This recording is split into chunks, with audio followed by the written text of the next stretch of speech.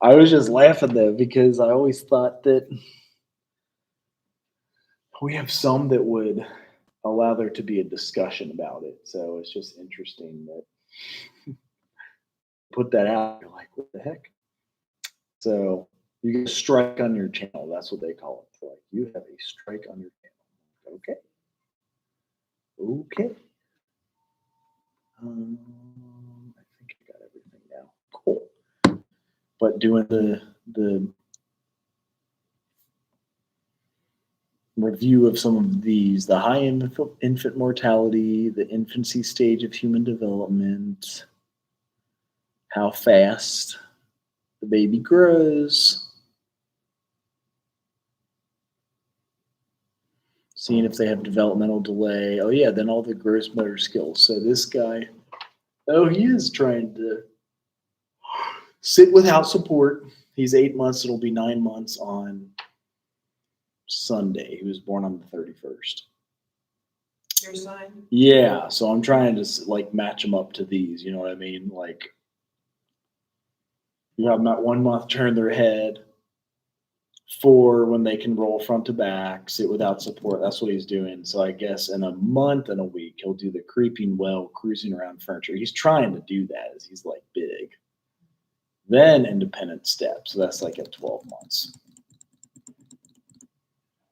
Stands without pulling up, walks well, walks backwards. That's kind of funny, actually. That always reminds me of my dog who used to do that. I'm like, why is she running away? She was scared of me. Then kicking the ball, that's more like 2 years. So they skip a ton. But yeah, inability to sit and then inability to walk are the 2 red flags at 9 months and at 18. So you'll have this, what, in 2 months for you? 3 months? Did you say February? And they usually come early? Oh, mine? No. Got them all on time. That's good though, because then you're almost halfway done with that semester. Like if you could work ahead in the classes. And that's what I plan on doing. Yeah, like if I have like discussion posts. Yeah. Get like all those done, or if like I paper, because Because what all do you have left? It's like just practice. Have general 1, 2, and 3. Okay. That's it. Okay. Because you already came in with 90 hours. That's pretty badass. And you're taking like, I want to say 15 right now? No, I'm taking this, which is 3, right? It is. Yeah. So you're taking like 9 to get up to 104, then 1.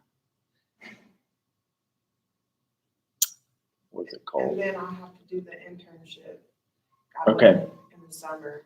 Right. Able to do that. Probably not though, right? Nikita has been typically going fall and spring. If we got big enough, we could offer that in the summer. They just won't pay us to do it unless if there's so many students. You know what I mean? Like she could offer it, but then they would offer her 1/5 of the pay.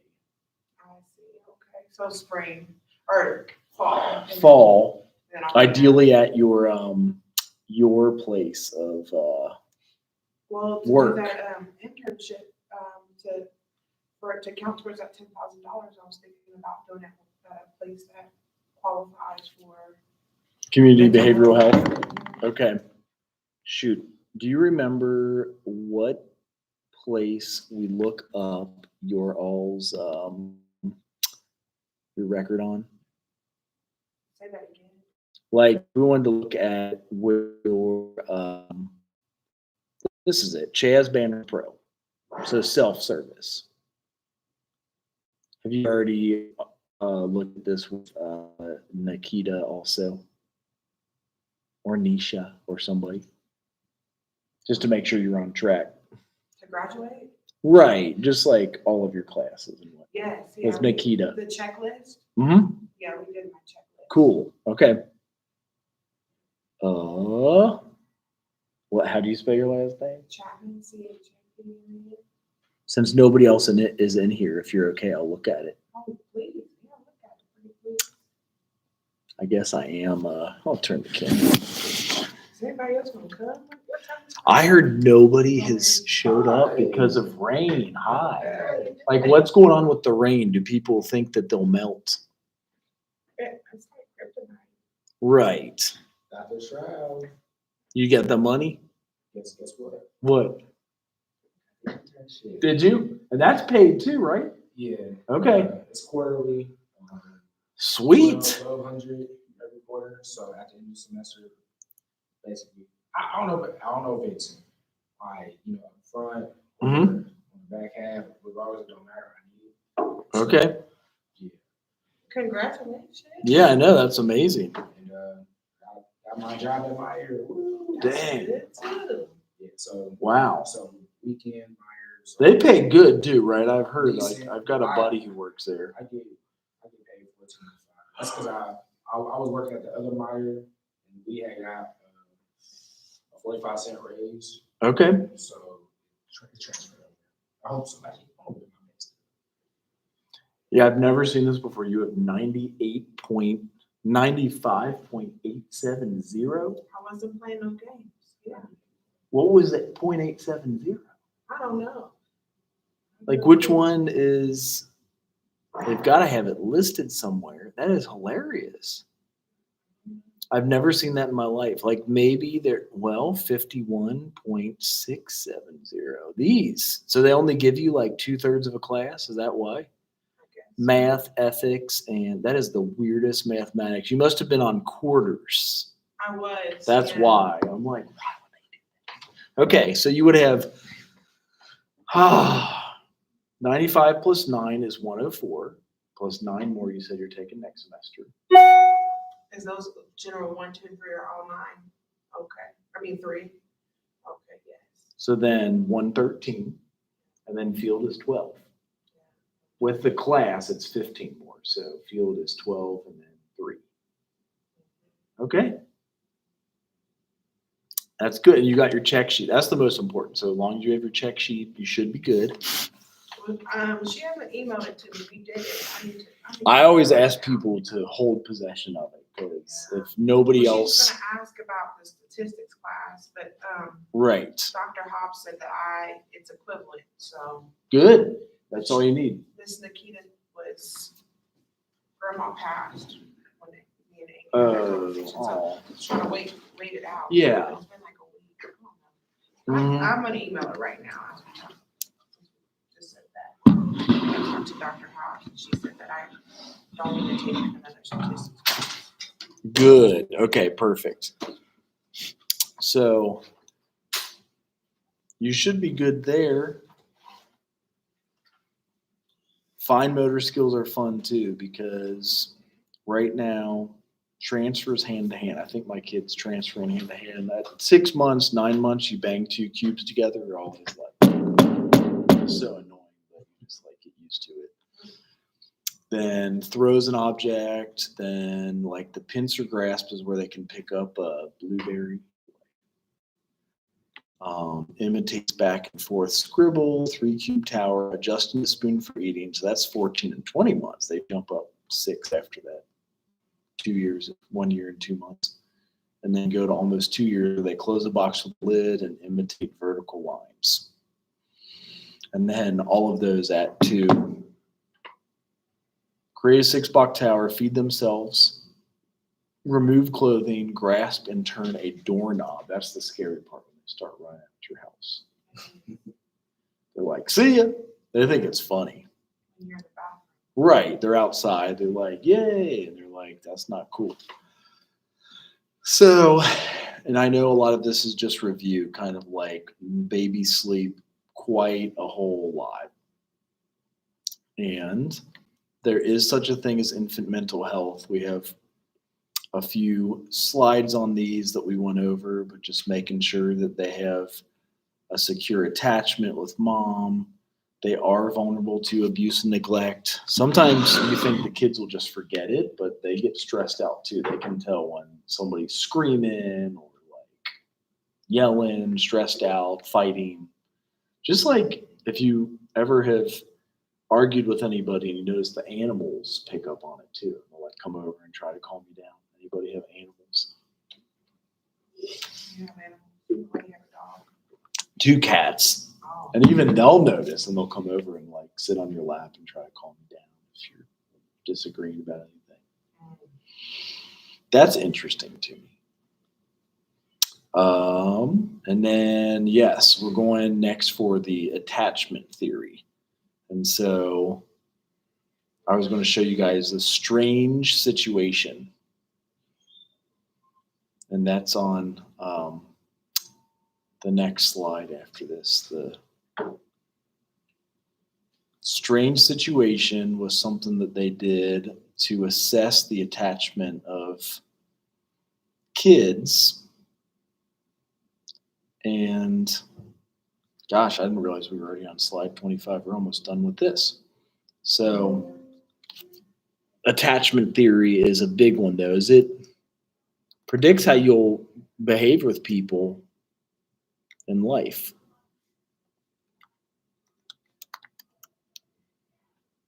I can't spell. I'm just going to hope Google does it for me. There we go. And the best one I found to describe it is here, but just like what it looks like. And I don't think we're going to have noise on any of them. It's such a bummer. I don't know if it's something on the TV that we have to do.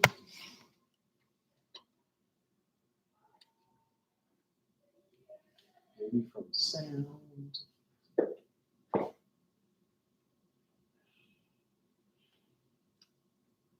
Stop it. No, stop this video. Yeah, I know this is an old one. If the sound won't work there, I'm just going to play it simultaneously on this one so we can have them both go. That way we'll get the sound from here. I see you looking at me. Ooh, you're zipped. No, don't do it. You can't ignore. The attachment theory argues that a strong emotional and physical bond to one primary caregiver in our first years of life is critical to our development. If our bonding is strong and we are securely attached, then we feel safe to explore the world. We know that there is always that safe base, which we can return to any time. If our bond is weak, we feel insecurely attached. We are afraid to leave or explore around the scary-looking world because we are not sure if we can return. People who are securely attached are said to have greater trust, can connect to others, and as a result are more successful in life. Insecurely attached people tend to mistrust others, lack skills, and have problems forming relationships. There is one type of secure attachment, and there are 3 types of insecure attachments: anxious ambivalent, anxious avoidant, and anxious disorganized. In responses to distress, the first 3 react organized, while the last acts disorganized. To understand the theory better, let's look at Mr. and Mrs. Smith, who have 4 children: Luca, Anne, Joe, and Amy. The Smiths are lovely parents who cuddle, make frequent eye contact, speak warmly, and are always there for their kids. But one day, Mr. Smith falls very sick and dies. For Mrs. Smith, life now becomes very difficult. She spends all day working, while at the same time trying to care for her children. An impossible task. At 6 years of age, Luca's brain is for the most part developed, his character strong and his worldview shaped. The new situation does not affect him much. He knows there is still always Mum, his safe haven. He feels securely attached. Later, he turns into a trusting and optimistic young man. His self-image is positive. Anne, who is 3, has problems coping with the new lack of attention. To Anne, her mother now acts unpredictably. She is anxious about their relationship and as a result becomes clingy. To get her mum's attention, she has to raise her emotional state and scream. When her mum finally reacts with a predictable response, she herself acts ambivalent and doesn't show her true feelings. Later in life, others think Anne is unpredictable or moody. Her self-image is less positive. Her attachment style is anxious ambivalent. 2-year-old Joe spends his days with his uncle, who loves him, but thinks that a good education means being strict. If little Joe shows too much emotion or is too loud, his uncle gets angry, and to avoid fear, he has to avoid showing his feelings, also in other situations. As an adult, he continues this strategy and has problems entering relationships. His image of himself is rather negative. His attachment is anxious avoidant. Amy, who is just 1 year old, gets sent to a nursery. The staff there is poorly trained, overworked, and often very stressed. Some are outright abusive. Amy therefore becomes anxious of the very people she seeks security from, a conflict which totally disorganizes her ideas about love and safety. As she is experiencing fear without resolution, she tries to avoid all social situations. As an adult, she thinks of herself as unworthy of love. Her self-image is very negative. Her attachment is anxious, disorganized. Our attachment is formed in the very first years of our lives, a time when we are too young to communicate our anxiety, and as a result, can experience high levels of stress. Then our adrenal gland, an organ sitting on top of our kidneys, produces the stress hormones adrenaline and cortisol. The heart rate increases, the blood pressure goes up, and we become alert. If that happens frequently, it is called toxic stress. Toxic because it impairs the development of a child's brain and weakens the immune system. In embryos or at a very young age, toxic stress can even switch the expressions of genes, which can affect our health many decades later. By simulating a strange situation, we can assess an attachment style already by the age of 1. To do this, we let the child play with their mother for a few minutes inside a room. Then the child is left alone. The key moment is the child's reaction when her mother returns. Securely attached children first usually hug their mother, then can calm down and eventually get back to playing. Insecurely attached children can be ambivalent and avoidant. Some can't stop crying or refuse to continue playing. The long-term effects of our attachment in the early years are well documented. Using the theory, researchers at Minnesota University were able to predict already at age 3 if a child would drop out of high school with 77% accuracy. In another study, undergraduates at Harvard were asked to assess how close they felt to their parents. 35 years later, they were asked about their health. 91% of those who said they had a rather broken relationship with their mother also diagnosed with health issues, including coronary artery disease, hypertension, and alcoholism. For those that had reported a warm relationship, the figure of poor health diagnosis was just 45%. But there is another reason why the early years deserve special attention. They are the starting place for subsequent behaviors. A kid that feels securely attached at age 2 can make friends in kindergarten. Their worldview gets reinforced with every interaction, and they develop optimism. As a result, they make good relationships at school, then at college, and later at work. Highly insecurely attached children can miss out on this opportunity. Psychologist John Bowlby, a pioneer in attachment theory, allegedly said, "What cannot be communicated to the mother cannot be communicated to the self." In other words, those who feel insecurely attached might not quite understand themselves. To get to know who they are and what they feel, they might have to go way back in time.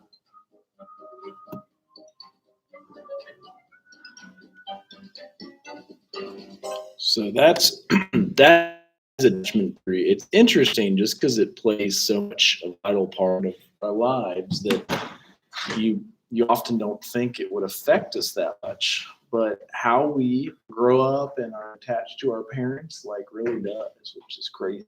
It's like, especially that research from Harvard where they're like, they can tell that you had possible challenges later on in life with like your heart or even more strokes. So what attachment looks like is forming a strong emotional tie to a caregiver. Parent and child are biologically programmed to form a close bond. Dr. Bowlby came up with that in the 1960s. It's easier when a baby is responsive to adult because it creates a positive feedback loop. Like if you're able to show the positive attachment, it's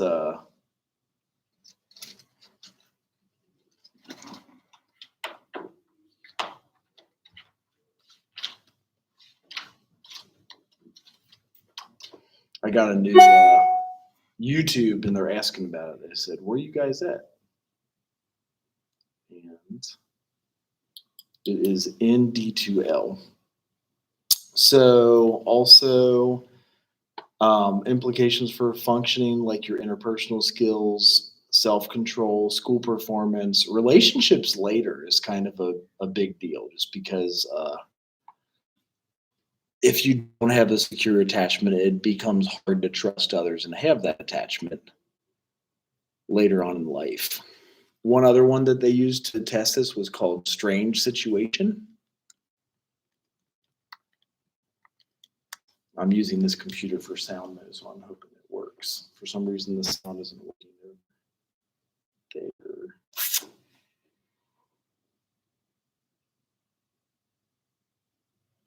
So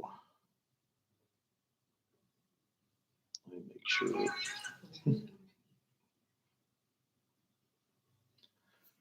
See if it works from here.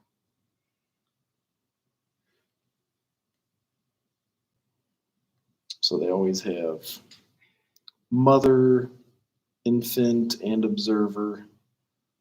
And they kind of describe this video. They have the person hang out with mom and then walk away. Let's see if I can get this one to play for you. Shoot.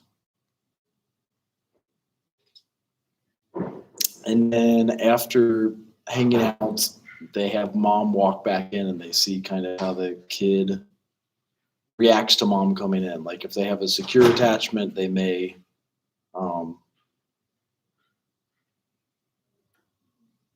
hug mom and be excited. If they had insecure avoidant. It's not fall without a great pair of boots. Here are a few staples you'll need this season. Western boots can give you that vintage style, while a moto boot gives you more of an edge. Find all my favorite boot trends at DSW. The obligatory commercial. In 1969, American psychologist Mary Ainsworth gave developmental psychology a new procedure for studying attachment in infants. She called it the strange situation classification, and it's widely referred to as simply the strange situation. As an adult, you know when you've formed an attachment. You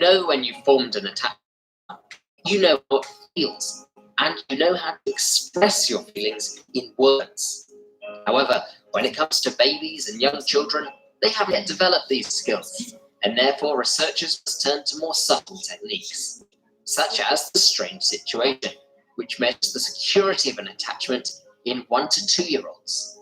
A 20-minute participatory observation, during which the researcher observes the infant's behavioral responses to a series of scenarios. Ainsworth's strange situation includes 8 stages, each lasting roughly 3 minutes. To start with, the mother, baby, and researcher are all together in the room, a small, neutrally coloured space with some toys for the baby to play with. The experimenter leaves after around a minute, and the mother and baby are alone for approximately 3 minutes. In this stage, researchers are watching to see whether the child is confident to explore the new environment, or whether she stays close to the mother. A stranger joins the mother and baby in the room. The researchers record the baby's response to this unfamiliar newcomer, who is left alone with the baby when mother leaves the room. At this stage, the researchers are observing the baby's behavior for signs of separation anxiety. 3 minutes later, the mother returns and the researchers observe for the baby's reunion response. The stranger leaves the room. A few minutes more, and the mother leaves the room too, leaving the baby alone for the first time in the experiment. The next person to enter the room is the stranger. And finally, after 3 minutes, the mother returns and the stranger leaves. All in all, a perfectly strange situation for all involved. So, what were the researchers measuring?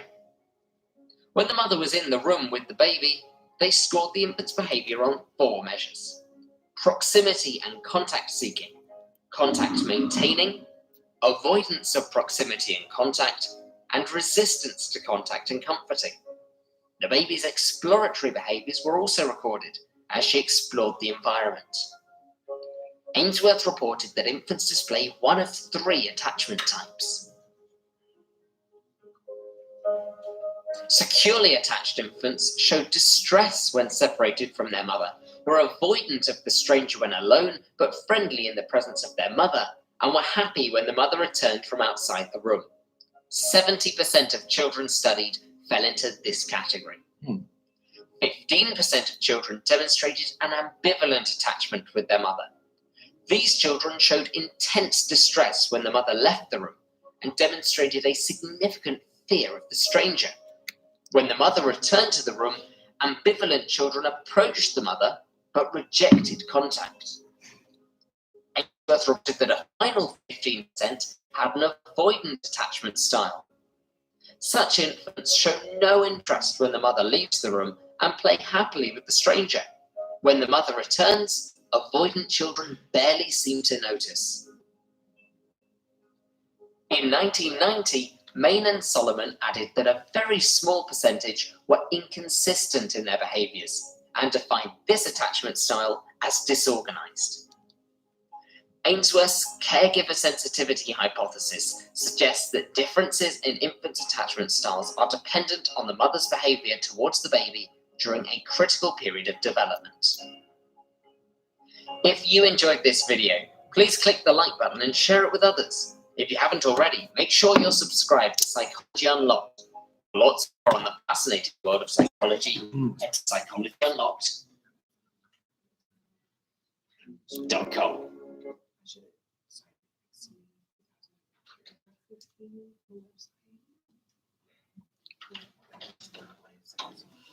That's the strange situation.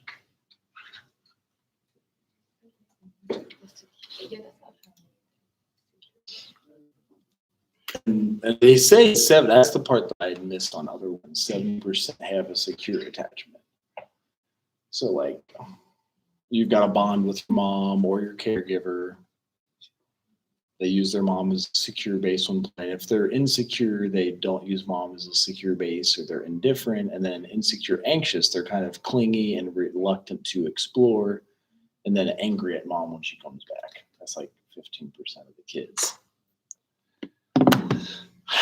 But it affects you in your relationships later on, which is, to me, always the most impressive. Like, how do we treat our loved ones? How do we react to stuff? And some of the self-awareness things that come up. So they say you are as old as 18 months when you get that self-awareness. So a sense of self as an object. You do have an active sense of self at birth, but like really at about 18 months, you're like, it's kind of funny. You see the baby look in the mirror, like, oh, that's me. And then there's a task to develop a sense of self separate from others. And then the researcher named Mailer has a process of separation individuation. And there's implications for personality assessment and practice. So all of this stuff, as we grow up, affects our personality later on in life. You can kind of see a kid's personality too. Like if they're outgoing or shy or like at 1 and 2, you'll see ones hide and whatnot. This is a question for you guys. What age can a baby obey when not in the presence of others?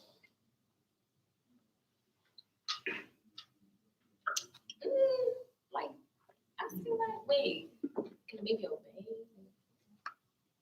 Like, What's that Oh, mean? so like do what they're supposed to do. Like Right. different toys or something? Yeah, like be kind of good in a sense. I Like, feel like 3.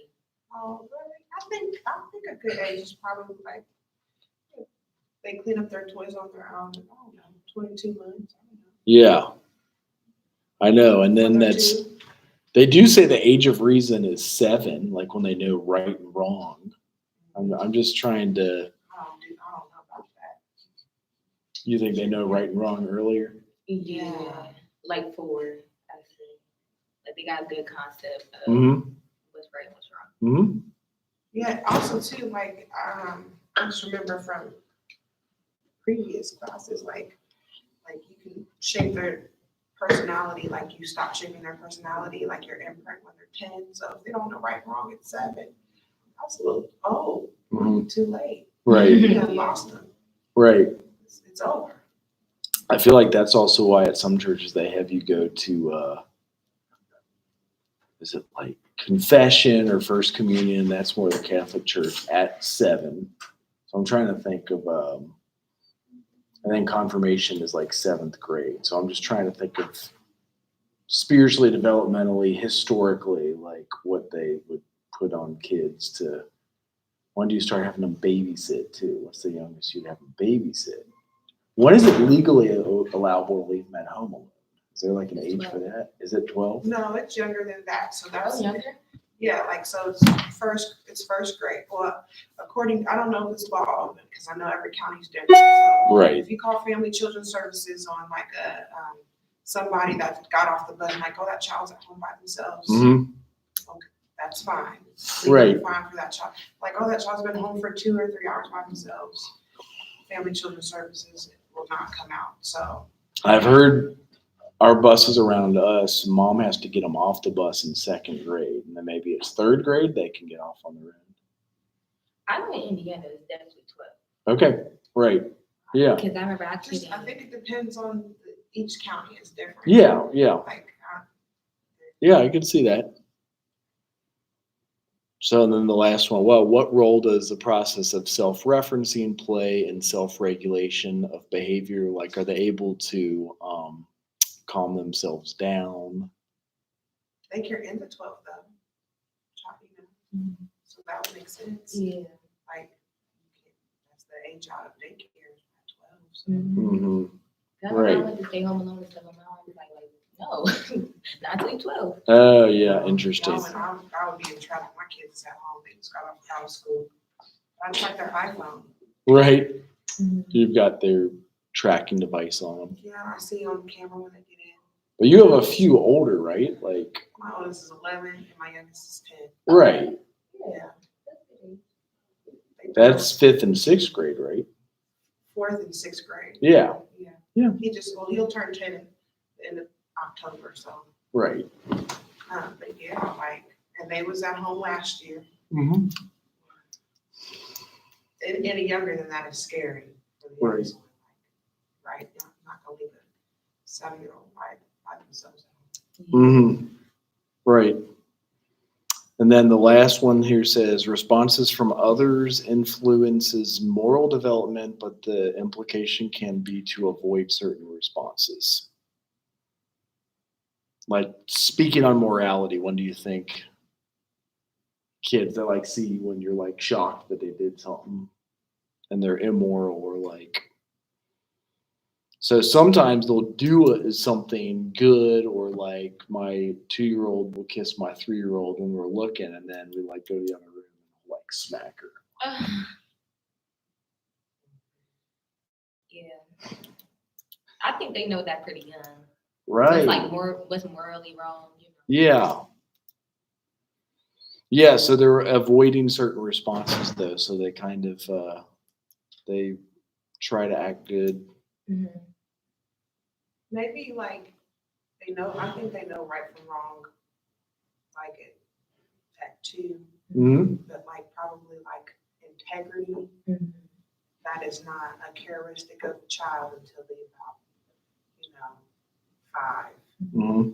Where you can be like, listen, no matter if I'm looking or not, you can't be smacking anybody. Right. Saying these cuss words that I said you can't say. Right. Yes. They do say the cuss words too. I remember like my nephew. My nephew like at like 3. Whenever anybody in the house said a cuss word, he said, that's a bad word. I'm Right. like, how do you know? That is hilarious. How do you know? Yeah. So some of the other psychological strengths and hazards, the attachment problem. So if they have a failure to form a secure attachment or loss of a caregiver. So like if a parent dies or divorce even, like they know when there's those challenges and they can tell. Then they also have this label failure to thrive. That's if the weight is below 5% for their age. Or fifth percentile. So I forget what that would be because I feel like if you're average or 50th percentile. So if you're the lowest 95th percentile or the 5% at the bottom, it could be organic, an underlying medical condition, and it could be non-organic, like psychological. And so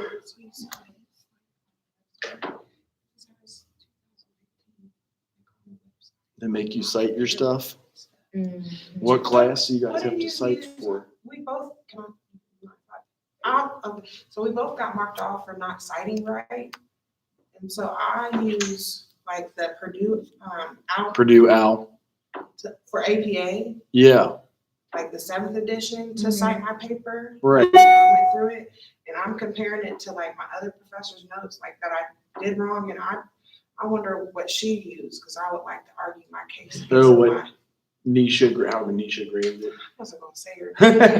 I'm just thinking we only have 2 to pick from, so I'm like, I often use this because, and I know that that's different. This is more for the end. So like when you write references and then you use all of those, we cited correctly. Like we did that right, but like actually like in text citation. And usually it's just like either the last name and the year, or if you do a direct quote. I didn't use any direct quotes. You do have to put it in quotations, and then the last name and the year. So I'll be specific. So I don't know if I did that. Yeah. I'm not excellent at citations myself, but that's usually like the standard rule. It'd be like Trouth 2019. So I use like the website American Psychology Association 2019. And it's just like one web page for the topic that I wrote about. Right. So it's no author or anything. So she said I should have put like Smith, but there's no author. So I didn't, I should have put the year, which I did, but I didn't put paragraph 15 on the website. And I've never, and that's not on how you do the in-text citation. So according to Purdue Owl, so I want to argue, get some of my points back. Right. I didn't know that. I've never seen where you put the paragraph. Maybe like the page number when you do an MLA, but this is not MLA, it's APA. So. I know. I just showed a student this, and like, did you just pop it in there and then it quoted your website like that? Yeah, no, we did that right. We didn't get points off of that.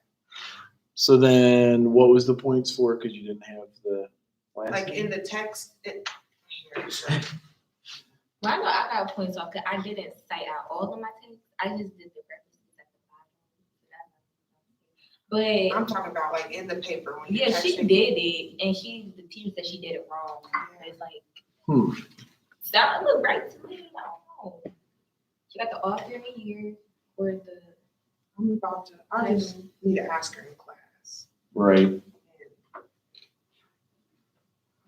I need to work on my emails because I'm just so used to being rude to people at work.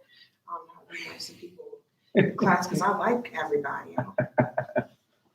Everybody at work is like nasty back and forth. Yeah, they nasty to me, so I'm nasty back in email. They're like, "Where's your paperwork for this?" Yeah, and I'll copy them in the previous work that I already did. So I need to like Google how to be nice to a professor in an email first. They do have some of that on also Grammarly. If you write the email inside of like, I have Grammarly. yeah. So instead of using like the email app, if you do the email right here, I think if you type like an email, Grammarly will pick up on it for you. It'll say, this sounds nice, and this sounds encouraging, and this sounds whatever. Okay. So if you like type it, maybe even if you compose within Google, they'll do that. Well, you have to make an assignment, so you get a C on the 1 out of 2 papers that you're gonna write. True. And you could, you go to all the classes and stuff, and you did a good job. You want some of your points back. I wonder if Grammarly doesn't work inside of Gmail. It's weird. But sometimes they do say if like the tone is off or nice or okay or whatever. So, but yes, I get that.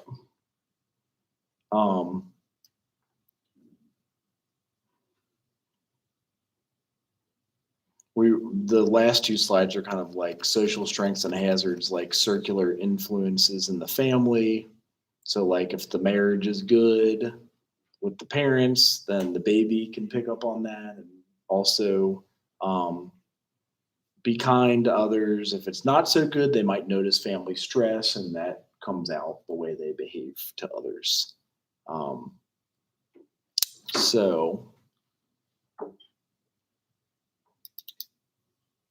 6 other things they list like that are important: father involvement, the need for social support, maybe even the maternal grandmother sometimes visits, playing with the baby, adoption and birth parents, daycare, infant abuse, and then appropriate environment. So be able to read what the baby needs, playing at appropriate times. So like some people say they can tell the different types of cries. Have you ever heard that before? Like if the baby's crying. Oh, yeah, you can tell when the baby's hungry. And Yeah. if they, are just sleepy. Right. Yeah. So just being able to read them in general, and that's important for sure. There's one other video I had saved for you guys. Oh, geez. Have you guys ever seen these removed part 1, 2, and 3? It's more for like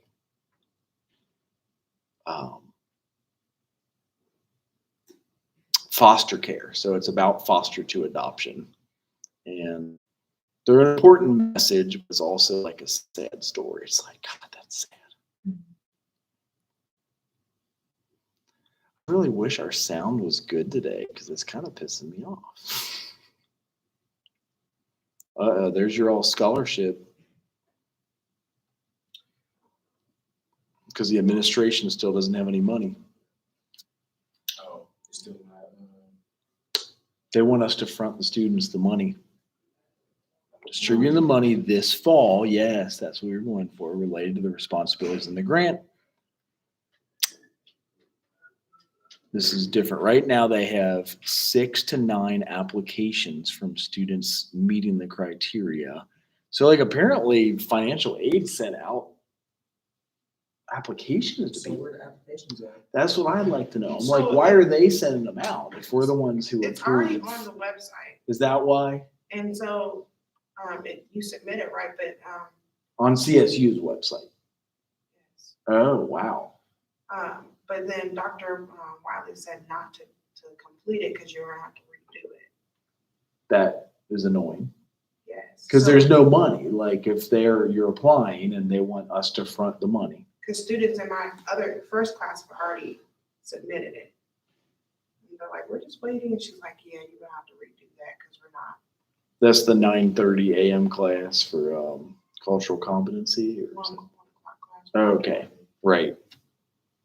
It says work together on the finalized applicants For fall of 23, we should also have a list of students we plan to give the awards for. Additionally, I'd like to present the administration a packet that includes the application that you as a social work program developed and the criteria utilizing, as well as schedule when we want to award and how much to award, which we have like 50 people that qualify for $300,000.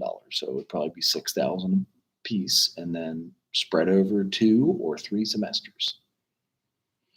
Anyway, that's all I've got. I have a suggestion, resolution.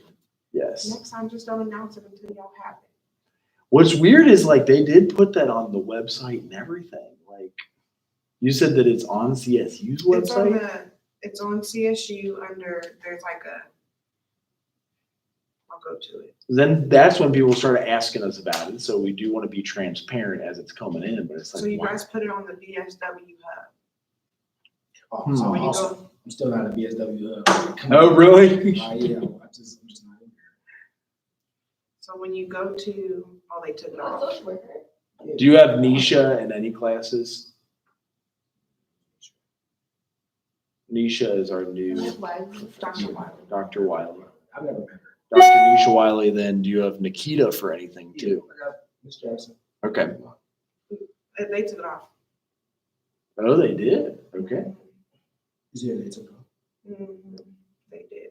Because I had like a waiver that I printed off at home, and then they had the application that I printed off, and then she said, don't even worry about doing it. Right Because now. I heard moreover, people got financial aid sent them these applications. That's where it became a mess, in my opinion. Oh, well, I was just thinking since you had it on the website, it was Right. like ready to go.